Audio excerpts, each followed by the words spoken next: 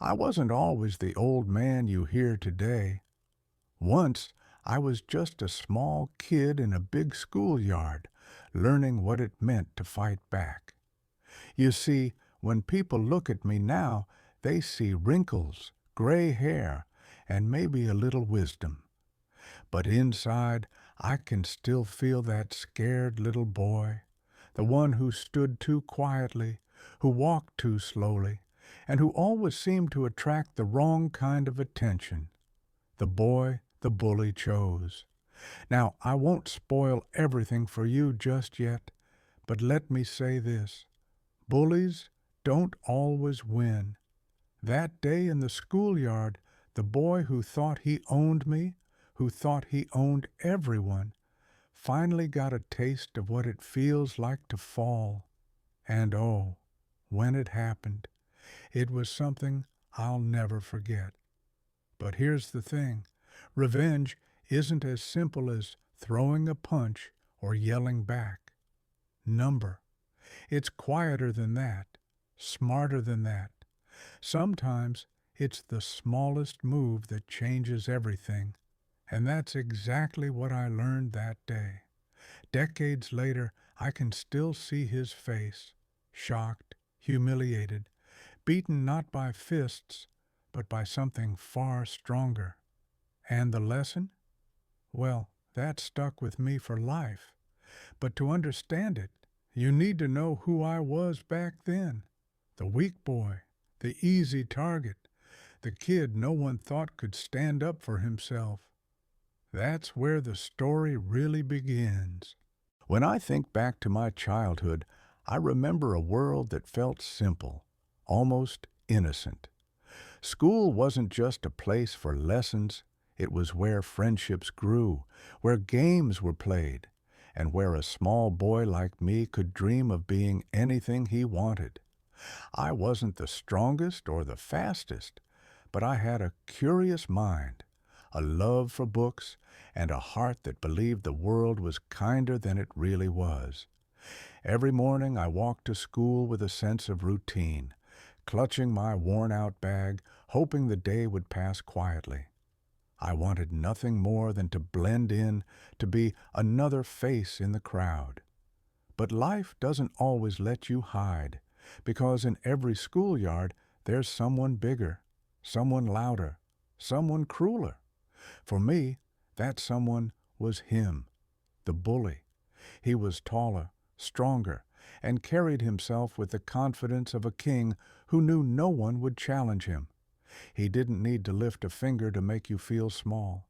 His smirk alone could cut you down. And when he did act, it was swift and humiliating. At first, it was little things. My lunch snatched from my hands, a shove in the hallway when no teacher was looking, my name twisted into a cruel nickname that echoed down the corridors. Each insult stung, but what hurt most was the laughter that followed, the way other kids joined in, eager to stay on his good side. If you've ever had a bully, you know the feeling. That knot in your stomach when you see them coming. That wish to disappear before their eyes land on you. And deep down, that burning question, why me? I told myself it was just part of growing up, that maybe if I kept my head down, it would all fade away. But day after day, it grew worse. Each humiliation piled on top of the last until I began to realize something important. This wasn't going to stop on its own. And that's when it hit me. Some lessons aren't taught in class. Some you have to learn the hard way, on the schoolyard battlefield. School became a routine of survival. Every day carried the same question. What would he do this time? Some mornings it was my lunch. I'd open my bag only to find the sandwich gone, eaten right in front of me while his friends laughed. Other times it was my books, snatched from my hands, tossed in the dirt, pages bent and stained before I could pick them up. And then there were the public shows. He had a gift for those. A shove in the middle of the hallway when the crowd was thickest. A cruel nickname shouted loud enough for the entire playground to hear. Each humiliation landed heavier than the last, and what stung most wasn't the pain. It was the laughter of everyone else. Inside, I carried the weight of it. Shame, because I couldn't stand up to him. Fear, because I knew he'd always find me. And frustration, because deep down I wanted to believe the world was fair. But it wasn't. Not in that schoolyard. Not with him. Sometimes I'd lie awake at night, playing out imaginary scenes in my head. What if I pushed back? What if I made him stop? But in the morning, I was the same small boy, and he was still the same towering shadow. Yet here's the thing. He thought I was too small to matter, just a weak little kid in old shoes. He was wrong, because all those small humiliations, all those moments of anger I swallowed down, were building into something else, something sharper than fear, something that one day was going to turn back on him. And sure enough, that day came. One day he crossed a line he should have never crossed. It happened on an ordinary afternoon, the kind where the sun burned hot on the cracked pavement of the schoolyard. I was already tired, already bracing myself for whatever he had planned. But that day, he didn't just take something from me. He took something of me. It started small, like always, a shove, a sneer. But then, with everyone watching, he grabbed the one thing I cherished most, my sketchbook, pages I'd filled with doodles, dreams, and little escapes from reality. He held it up like a trophy, smirking as the crowd gathered. And then he tore it, page by page.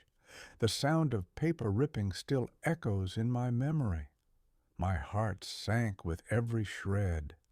The laughter around me blurred into one cruel noise. That wasn't just a book.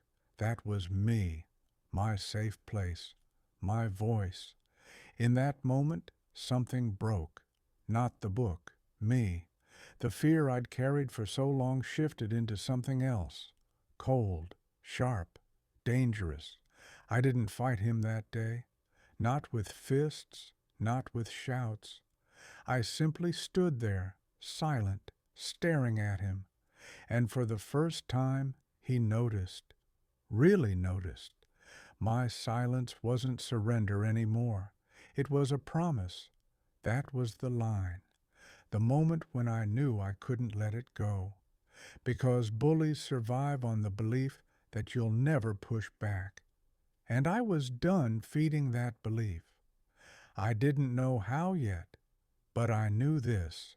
I was going to make him regret tearing those pages. That's when revenge stopped being a fantasy in my head and started becoming a plan. I watched him for days like a hawk with terrible eyesight, because I had nothing else to do but study the one kid who made my life miserable. I learned his rhythms. When he swaggered down the hall, which side he favored when he cut in line, who laughed at his jokes, and who only smiled because they were afraid not to. I learned where he kept his pride and where he kept his secrets. Kids are predictable. Big kids even more so. He had a little ritual, 3 laughs, a slouch, then a triumphant toss of his hair. He liked showing off his sneakers, the ones everyone envied. He kept a lucky coin in the pocket of his jacket, the same jacket he never left unattended. He loved attention more than anything. When the crowd watched, he performed. When the crowd turned, he wilted. So I started small. I memorized names, routes, and the exact moment his bravado slipped into insecurity. I practiced my face in the mirror until I could look like someone who belonged in a crowd and not on the edge of it. I traded my fear for patience. My plan wasn't violent. What good would that have done? Kids remember humiliation longer than bruises. It was a puzzle, and I loved puzzles. I tucked pieces together quietly, a placed coin here, a whispered rumor there, a carefully timed stumble in front of the right witness. I even used the very thing he prided most about, his sneakers, against him. The thrill of planning felt like the first breath after a long hold. I wasn't a bully, I was a strategist, and when the day came to set the pieces in motion, the schoolyard wouldn't know what hit it. The next morning, I woke up with my plan ready. The day came like any other, sun high, parents gone, the playground ripe with an audience. I walked out with a calm I'd practiced in the mirror and a pocket full of tiny sabotages. Everything was timed. The whisper I'd spread about his lucky coin, the shoe polish I'd swapped for a slick, the classmate I'd nudged to stand in the exact spot where the light hit his face wrong. He swaggered up, all bravado, and did his little performance. The first misstep was small, a stumble I'd engineered by loosening a shoelace when he wasn't looking. The crowd chuckled. He laughed it off. Then the coin fell from his pocket, perfectly placed where everyone could see it. A kid stooped to pick it up and, loud enough for the circle to hear, asked if it was real. The pause was all anyone needed. When he bent to grab the coin, his slicked shoe squealed on the polished patch I'd left on the pavement. Down he went, arms windmilling, face meeting dirt as the whole playground erupted. The followers scattered like startled birds. His crown, imaginary though it was, crumbled. I stood there, heart hammering, and a smile I didn't recognize on my face. I didn't just fight back. I learned I could change the rules. But revenge never ends where you think it does.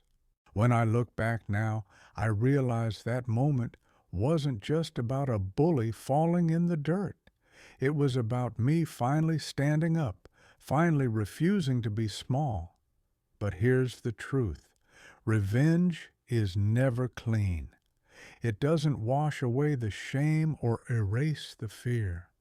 What it does sometimes is balance the scales just enough to let you breathe again. That day, I learned something no textbook ever taught me. Sometimes, when the world refuses to be fair, you have to make it fair yourself. It doesn't feel noble. It doesn't feel pure. But it feels necessary. Maybe you've had your own bully. Maybe you still do. Someone who made you feel less than. Someone who thought they could step on you without consequence. If you have, then you know the fire it leaves inside you. The question is, what did you do with it? I'd like to hear your story. Tell me in the comments, how did you take your first revenge? Or are you still waiting for that moment? Because for me, that was the day everything changed. That was the day I learned revenge, and I never forgot it. You know, I've got a lifetime of stories like this, some painful, some funny, and some you might not believe unless you hear them straight from me. If you want to hear more, stick around. Hit that subscribe button, give this old man a like, and share your thoughts in the comments. I read them all, And who knows, maybe your story will remind me of one of mine. Until next time, remember, every scar has a story, and I've still got plenty to tell.